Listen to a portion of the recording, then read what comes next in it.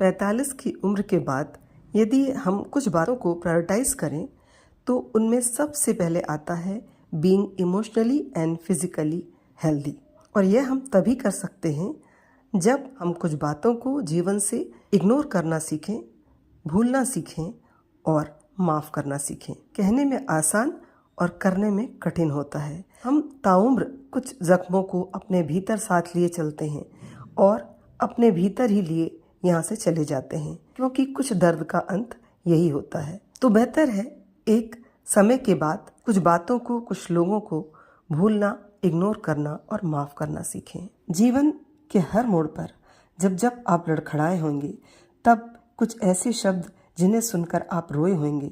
आप कितने भी ऊंचे मुकाम पर पहुंच जाएं, वो शब्द आपको भेदते रहते हैं। ऐसी चुपती बातें मन से निकालना सीखें। तो यह सोचकर इग्नोर करें वो वक्त अलग था, वो बातें अलग थीं, वो लोग अलग थे। सब बातों का अब कोई मतलब नहीं रह जाता। आप कई बार अपनों से या कई बार अनजानों से चीट होते हैं, धोखा खाते हैं और बार बार उन बातों को याद कर उतना ही दुखी होते हैं जितना कि आप उस वक्त हुए थे। चीटिंग का नफा नुकसान, लाभ हानि आपने झेल लिया तो उसके साथ ही वो बातें खत्म हो जाती हैं। वो समस्याएं, चिंताएं आपके जीवन से रिलेटेड नहीं है, वो बातें जिनका समाधान आपके हाथ में है ही नहीं, या वो दिखावा जो आपको दूसरों की वजह से करना पड़ रहा है, या तो वक्त है कि अब इन बातों को आप इग्नोर करें। बातों को इग्नोर करने के साथ ज़रूरी है कुछ बातों को भूलना।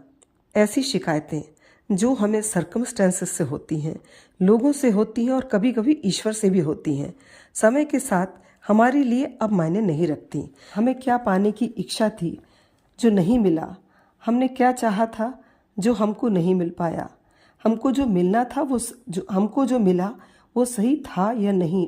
अब इस सब से दूर हम उसके साथ हैं जो हमने पाया, तो हमारे जीने के लिए बस इतना ही काफ़ी है। ऐसे विचार जो हमारे जीवन में अड़चने पैदा कर दें और हमें आगे ही न बढ़ने दें, कि बातों को अनदेखा करना, भूल जाना फिर भी आसान होता है, पर माफ़ करना सबसे कठिन।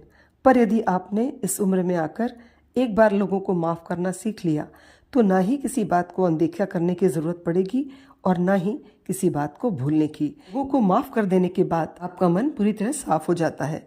पर याद रखें, माफ़ करें तो दिल से करें। यदि आपसे जीवन में जो भी सही या गलत हुआ, आपने उसके लिए पश्चाताप कर लिया या आफ्टर सेल्फ रियलाइजेशन, अब ज़रूरी है उन बातों के लिए खुद को माफ़ करने का। ऐसे लोगों की सूची जीवन में सबसे लंबी होती है। बस धीरे धीरे करके उन्हें माफ़ करते जाएं। किसी ने आपके साथ कुछ ऐसा किया है जिसे आप भूल ही नहीं पा रहे हैं, तो ऐसी बातों के निर्णय अच्छे या बुरे ईश्वर पर छोड़ दें, निश्चिंत हो जाएं। वह रहते ही उसे इस बात का बोध हो, इतना ही उसे माफ़ कर देने के लिए काफ़ी है।